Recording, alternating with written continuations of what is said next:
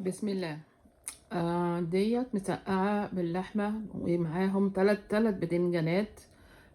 وشكلها كده انها بتدخن لسه طالعة من الفرن. والفرن هنا هو كلمة السر.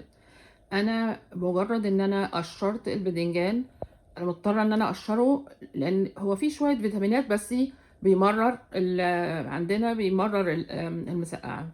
فانا شلت قشرته، قطعته مكعبات، حطيت عليه علبتين صلصة من اللي هم 6 اونس اور 8 اونس، مش كبار قوي يعني. وبعدين طبعا حطيت عليهم مية مش كتير برضو، على قد كل واحدة علبة من الصلصة شوية من المية.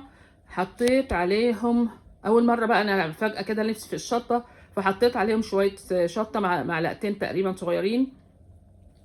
وحطيت عليهم ملح.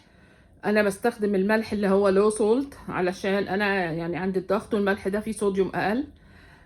anyway بس ما فيش اي حاجه، ما حطيتش اي حاجه تانية يعني. وبعدين لان انا جربت قبل كده ونفعت فعلا معايا. وبعدين دخلتهم، غطيت الصينيه بالفويل ودخلتها الفرن. قعدت ربع ساعه، طلعتها شفت ايه الوضع. على اعلى درجه، انا كنت حطاها على اعلى درجه عشان انجز بسرعه بقى واخلص. فروحت تاني حطيت شويه ندعه من الميه عشان قلت لحسن يتحرق، وخليتهم ربع ساعه كمان.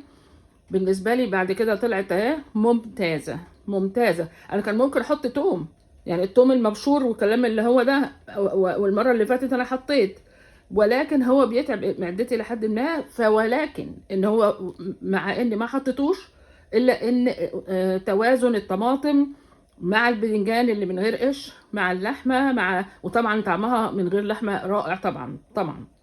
ف يعني ان شاء الله باذن الله تعجبكم.